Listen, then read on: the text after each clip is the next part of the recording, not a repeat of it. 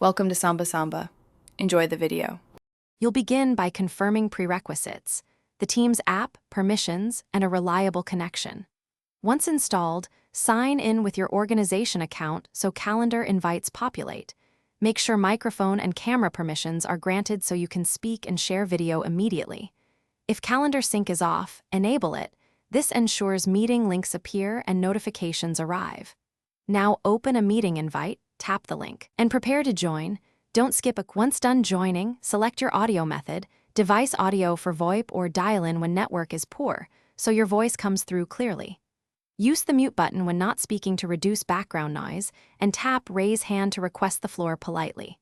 Make sure you know where chat and participants live. These let you send links or see who's present. If you need to present, switch camera or share your screen. Enabling background blur keeps focus on you rather than your surroundings. To finish, stop presenting and either end meeting if you're the organizer or choose leave to exit while others continue.